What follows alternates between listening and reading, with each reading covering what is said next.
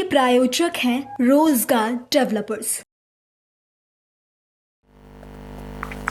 नमस्कार, मैं हूं आपके साथ सिमरन और आप देख रहे हैं पल्स 24 न्यूज। आज हम बात करेंगे उत्तर प्रदेश की। जी हां, सिद्धार्थनगर दौरे पर सीएम योगी आदित्यनाथ ने गुरु गोरक्षनाथ ज्ञानी स्थल विद्यालय का उद्घाटन किया। इस दौरान सीएम ने आयोजित कार्यक्रम को भी संबोधित किया। देखिए पूरी रिपोर्ट। शुक्रवार को सिद्धार्थनगर के डबरियागंज में विशेष रण था। यहाँ वैदिक मंत्रोच्चार के बीच गुरु गोरक्षनाथ ज्ञान स्थली का सीएम योगी आदित्यनाथ ने उद्घाटन किया। इस अवसर पर आयोजित कार्यक्रम में उन्होंने कहा कि ये पावन धरा दुनिया को करुणा और मैत्री का संदेश देती है। सीएम ने कहा कि इस पावन धरा को कोटि कोटि नमन करते हुए आप सबका हृदय से अभिनंदन करता हूँ। कई वर्षों के बाद उन्हें यहाँ आने का अवसर मिला है। अतीत को याद करते हुए सीएम योगी आदित्यनाथ ने कहा कि 2008 में यहां अराजकता और असुरक्षा का माहौल था, लेकिन पिछले 10 वर्षों में भारत में व्यापक बदलाव आया है। और इस भारतवारी में डुमरियागंज विधानसभा क्षेत्र में गुरु गोरखनाथ ज्ञान स्थली का लोकार्पण का कार्यक्रम हो रहा है। इस अवसर पर मैं यहां के सभी वासियों को हृदय से बधाई देता हूं, अपनी शुभकामनाएं देता हूं।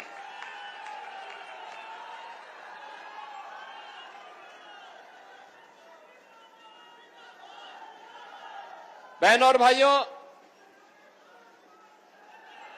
भारत की परंपरा ने सदैव से ज्ञान की आराधना की है, सदैव से।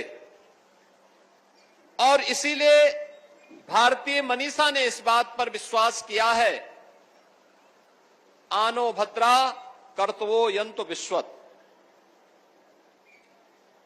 यानी ज्ञान के लिए चारों ओर खुला छोड़ो। जहां से भी ज्ञान की धारा आप तक पहुंच सकती है, उसका स्वागत होना चाहिए, उसका अभिनंदन होना चाहिए, क्योंकि वही जीवन में हमारे लिए प्रगति के अनेक मार्ग प्रशस्त कर सकता है। वहीं से ही जीवन के आलोकित होने के मार्ग प्रशस्त होने हैं और जीवन के उस आलोकित होने के मार्ग का स्वागत समाज के हर प्रबुद्ध जन को, हर सज्जन शक्ति को सदैव करने के लिए तैयार होना चाहिए।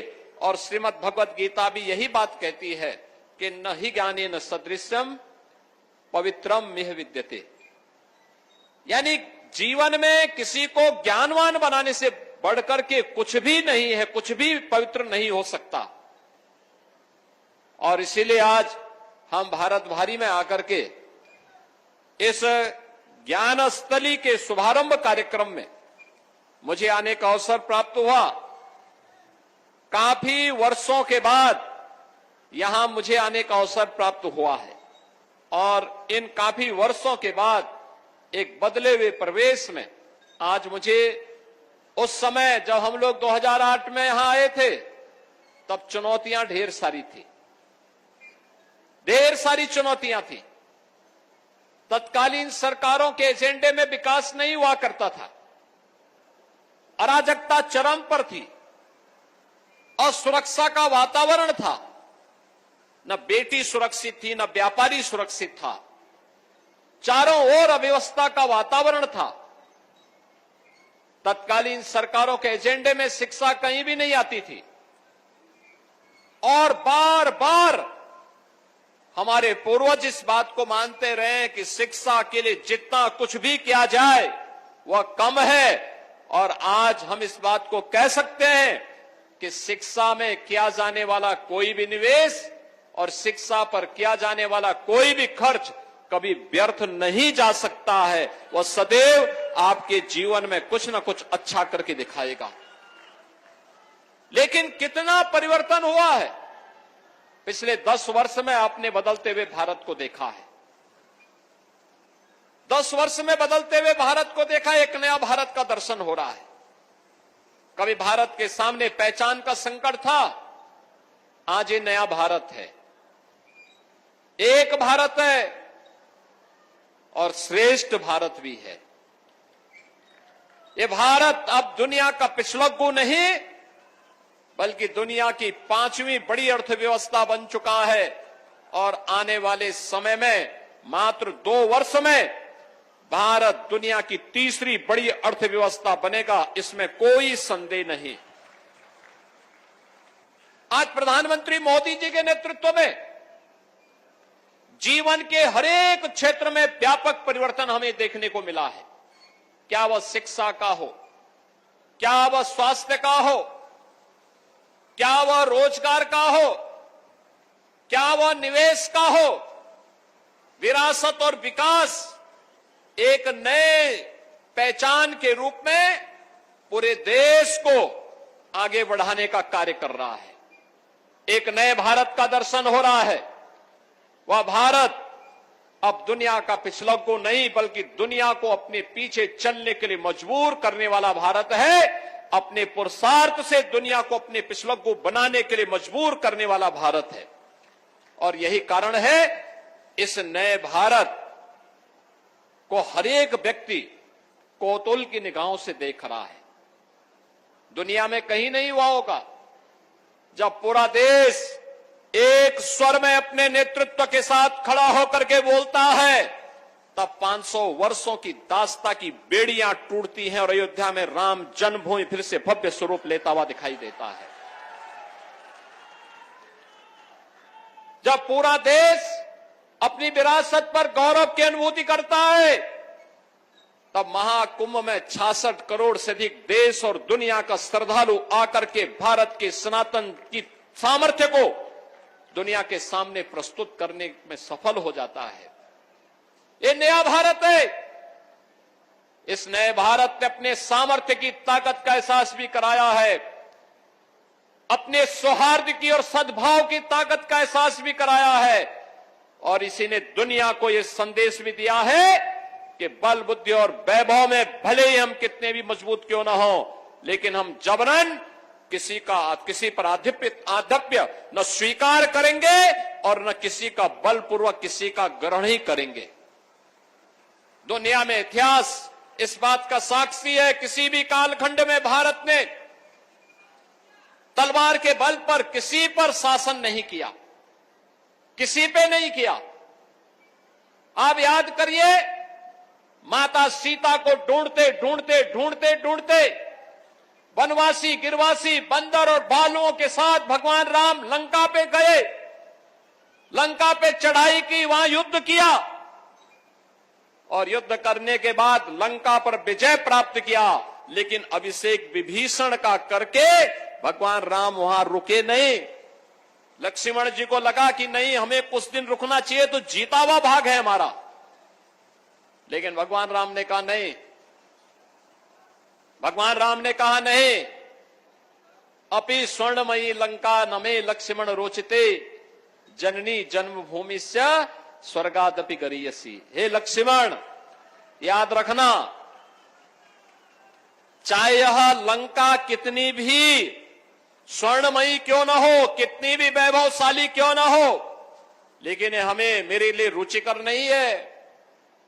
क्योंकि हमारे संस्कार क्या है कि जन्म देने वाली मां और जन्मभूमि से बढ़कर के कुछ भी नहीं हो सकता है। और भगवान राम लंका को मुक्त करके वापस सीधे अयोध्या की ओर प्रस्थान कर गए। बहनों और भाइयों, भगवान राम ने कृष्णकंधा पर बाली को मार करके अभिषेक सुग्रीव का किया। उन्होंने वनवास के कालखंड में ऋषि मुनियों को अभय प्रदान किया और पूरे दंडकारण्य को जिस सुखद अनुभूति का एहसास कराया था,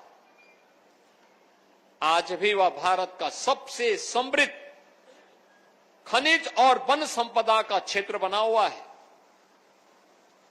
आज भी उस क्षेत्र में हम जब देखते हैं कि भारत के कितना समृद्धशाली क्षेत्र रहा होगा, हजारों वर्षों की विरासत का प्रतीक, उस परंपरा को आज भी हम लेकर के चलते हैं।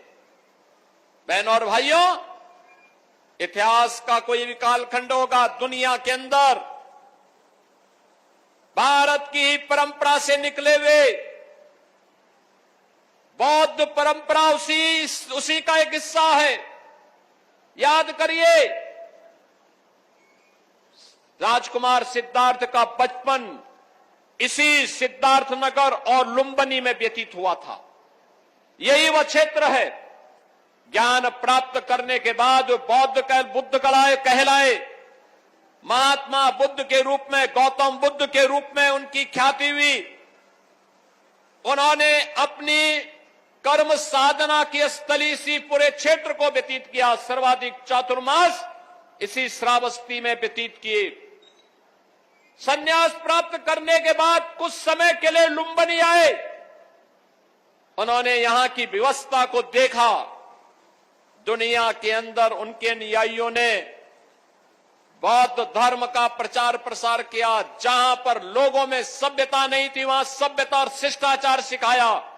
बौद्ध धर्म के करुणा और मैत्री के संदेश के माध्यम से उन्होंने दुनिया को अपनी ओर आकर्षित किया। आज दुनिया में बड़े बड़े देश, जापान हो, कोरिया हो, लाओस हो, या दुनिया के वे तमाम बड़े देश बौद्ध देश के रूप में दुनिया की एक ताकत रखते हैं। बुद्ध के प्रति अपना समर्पण का भाव रखते हैं। लेकिन बुद्ध ने तलवार के बल पर नहीं, उनके अनुयायियों ने भारत के ज्ञान की इस परंपरा के बल पर दुनिया को अपनी ओर आकर्षित किया और अपना अनुयायी बनाया है। ये भारत की ज्ञान की वो परंपरा है जिस समृद्ध परंपरा के साथ जुड़ने का सौभाग्य हमें प्राप्त हुआ है। अनुयायियों ने भारत के ज्ञान की इस परंपरा के बल पर दुनिया को अपनी ओर आकर्षित किया और अपना अनुयायी बनाया है। ये भारत की ज्ञान की वो परंपरा है जिस समृद्ध परंपरा के साथ जुड़ने का सौभाग्य हमें प्राप्त हुआ है। याद रखना, विरासत और विकास का जब बेहतर समन्वय होगा तब जीवन कल्याणकारी होगा, और भारत ने उसी कल्याण के मार्ग का प्रशस्त किया है। याद करिए, पहचान का संकट 14 के पहले क्यों देश के पास था? इसलिए था क्योंकि पहले की सरकारें विरासत पर नहीं, भारत की विरासत को कोसते थे। वे कहते थे राम और कृष्ण तो मिथक है।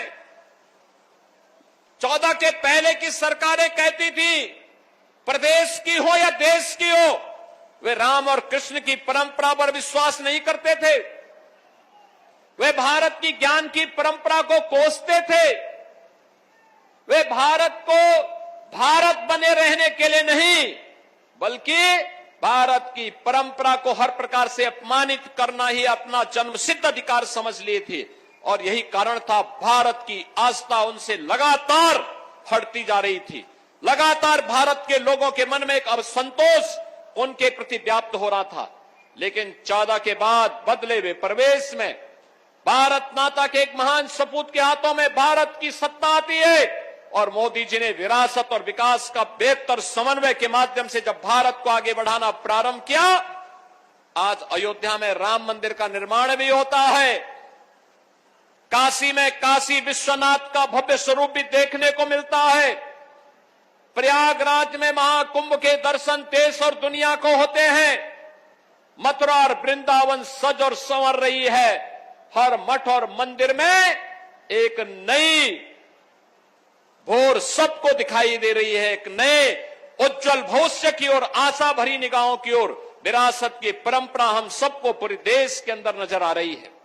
बहनों और भाइयों, अपनी उसी विरासत को आगे बढ़ाने के क्रम में भारत की ज्ञान की इस परंपरा के बारे में अगर जाना है तो हमें वेदों को देखना होगा। उपनिषद ज्ञान के अथाह भंडार है। दुनिया अभी तक जहां पहुंच नहीं पाई है, विज्ञान जहां पहुंच नहीं पाया है, वहां पर उपनिषद उनका मार्गदर्शन कर सकते हैं। कभी हम उसका अवलोकन तो करें, देखें तो, उसमें शोध को आगे बढ़ाएं तो आज उस पर कार्य किए जाने की आवश्यकता है। लेकिन ज्ञान की समृद्ध परंपरा के लिए भी प्री प्राइमरी से लेकर के उच्च शिक्षा तक आज जो राष्ट्रीय शिक्षा नीति आई है 2020 में, जब दुनिया कोरोना से अस्त व्यस्त थी, लोग अपने बचाव कर रहे थे, तब कोरोना प्रबंधन के साथ साथ प्रधानमंत्री मोदी जी के नेतृत्व में एक राष्ट्रीय शिक्षा नीति देश के अंदर लागू की जा रही थी और राष्ट्रीय शिक्षा नीति को प्रभावी ढंग से लागू करने का परिणाम है कि अब प्राइमरी से लेकर के उच्च शिक्षा तक भारत की मातृभूमि में शिक्षा मिलना प्रारंभ हुआ है। भारत की विभिन्न विधाओं के बारे में लोग जानकारी ले सकते हैं, भारत की प्राचीन परंपराओं की जानकारी ले सकते हैं, और क्या वह इंजीनियरिंग का क्षेत्र हो, चाहे वह मेडिकल का क्षेत्र हो, चाहे वह तकनीक के किसी भी फील्ड में हो, विज्ञान का हो, प्रौद्योगिकी का हो या फिर मानविकी का, प्रत्येक क्षेत्र में आगे बढ़ने की अथाह संभावनाओं को आगे बढ़ाने का कार्य हो रहा है। पीएम श्री विद्यालय हो, मुख्यमंत्री कंपोजिट विद्यालय की श्रृंखला हो, ऑपरेशन कायाकल्प की परंपरा हो या फिर अभ्युदय योजना के अंतर्गत नौजवानों के लिए आगे बढ़ने के लिए हर जनपद में कोचिंग की नवीनतम व्यवस्था जो वर्चुअल और फिजिकली दोनों प्रकार की सुविधा वहां पर उपलब्ध करवाता है।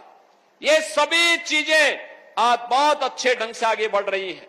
अभी आपने प्रभारी मंत्री के मुंह से सुना होगा, अटल आवासीय विद्यालय बीओसी बोर्ड में रजिस्टर्ड श्रमिकों के बच्चों के लिए बनाए जा रहे हैं। 17-18 विद्यालय प्रारंभ हो चुके हैं, 17 अपनी बिल्डिंग में चल रहे हैं, 18 विद्यालय का बहुत शीघ्र उद्घाटन होने वाला है। बहनों और भाइयों, 57 जनपदों में मुख्यमंत्री कंपोजिट विद्यालय, इंटीग्रेटेड कैंपस, प्री प्राइमरी से लेकर के सीनियर सेकेंडरी लेवल तक, यानी नर्सरी से लेकर के 12वीं तक की शिक्षा एक ही कैंपस में आधुनिक शिक्षा प्रणाली के माध्यम से देने के लिए सरकार पूरी प्रतिबद्धता के साथ कार्य कर रही है। और यही नहीं, कस्तूरबा गांधी विद्यालयों की उन्हें अपग्रेड करने का कार्य हुआ है, अन्य तमाम प्रकार की सुविधाएं दी जा रही हैं और उसी में यह भी एक निवेश है। शिक्षा के क्षेत्र में निजी निवेश श्री राघवेंद्र प्रताप सिंह जी ने, श्री प्रवीण पांडे जी ने, श्री प्रदीप सिंह जी ने, श्री आकाश सिंह जी ने मिलकर के इस गुरु गोरखनाथ ज्ञान स्थली के रूप में भारत भारी में इस भव्य विद्यालय का शुभारंभ यहां पर किया है। इसका पहला सत्र है और पहले सत्र में पूरे धैर्य के साथ मैंने देखा है, आज देश के अंदर सरस्वती शिशु मंदिर का सबसे बड़ा किसी एक संगठन के स्तर पर चलने वाला कोई शिक्षा का केंद्र बिंदु बना हुआ है तो सरस्वती शिशु मंदिरों की श्रृंखला है। और याद करना, गोरखपुर में जब 1952 में पहला सरस्वती शिशु मंदिर प्रारंभ हुआ था, उसमें केवल 5 छात्र थे, 5 छात्रों से प्रारंभ हुआ था। आज लाखों छात्र छात्राएं सरस्वती शिशु मंदिर की विद्या भारती के अंतर्गत संचालित संस्थाओं में अध्ययन कर रही है। विद्यालय राष्ट्रीयता से उत्प्रोत हो, अपने संस्कारों के साथ जुड़ी हुई हो, अपनी मातृभूमि की परंपरा का पालन करने वाले हो, भाषा का विभेद न हो, लेकिन अपनी संस्कृति से भी कहीं भी विचलन नहीं होना चाहिए। इस भाव के साथ हमें आगे बढ़ने के लिए तैयार होना होगा।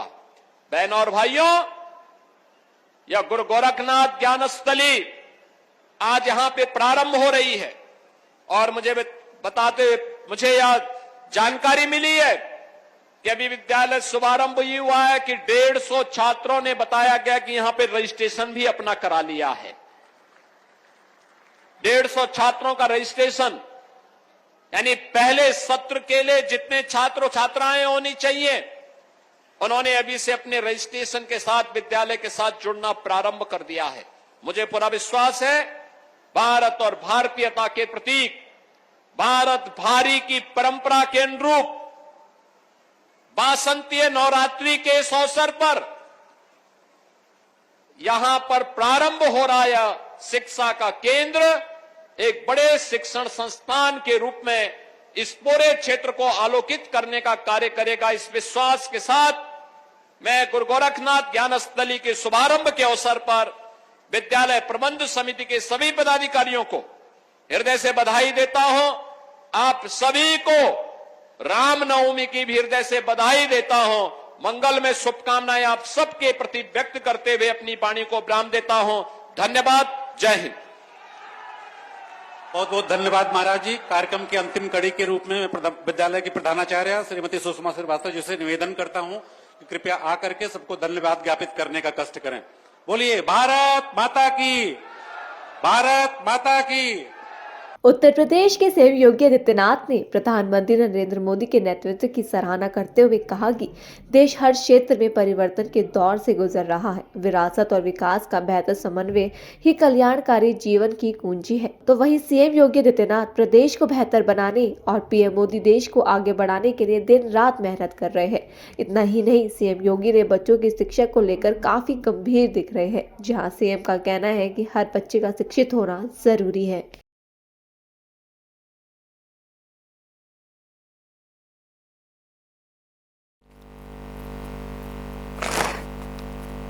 सीएम योगी आदित्यनाथ एक के बाद एक विद्यालय का उद्घाटन कर रहे हैं ताकि प्रदेश के बच्चों को अच्छी शिक्षा मिल सके और बच्चे पढ़ाई के लिए अपने परिवार से भी दूर ना जाए।